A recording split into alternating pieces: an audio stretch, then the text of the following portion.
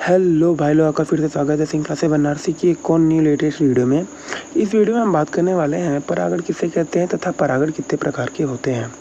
तो बिना टाइम बर्बाद किए आते अपने टॉपिक पर बात करते हैं परागण किसे कहते हैं। पुंकेसर के परागकोश से परागकणों का उसी पुष्प के या दूसरे पौधे के किसी पुष्प के वर्तिकाग्र तक जाना परागण कहलाता है। चलिए समझते हैं इसे फिगर से परागण क्या होता है। जैसे कि यह हमारा कोई पुष्प है, ठीक है, और ये हमारा कोई दूसरे पौधे का पुष्प है और ये हमारा परागकण है।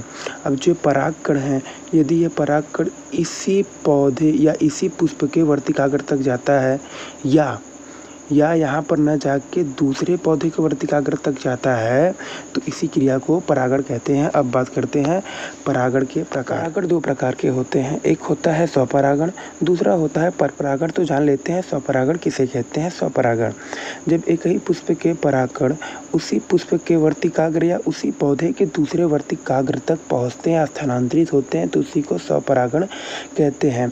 इसके लिए पौधे का द्विलिंगी होना अनिवार्य है या निश्चित है, या द्विलिंगी होना ही चाहिए, या द्विलिंगी होंगे तभी तो स्वपरागण होगा।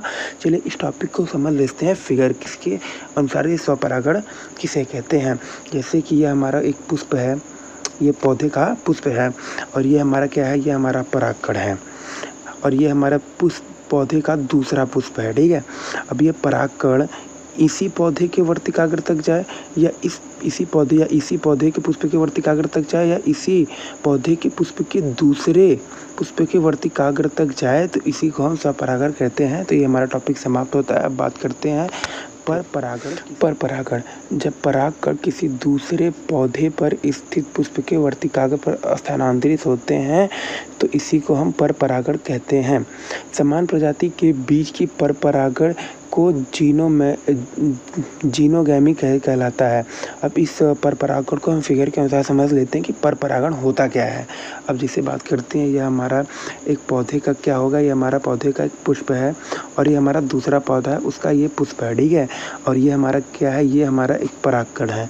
अब परागकण किसी माध्यम के सहारे से, किसी माध्यम में कीट पतंग मधुमक्खी किसी भी के सहायता से जो दूसरा पौधा है उसके वर्तिकाग्र तक पहुंच जाता है। जो ये दूसरे पौधे के वर्तिकाग्र तक पहुंचता है तो इसी क्रिया को हम परपरागण कहते हैं।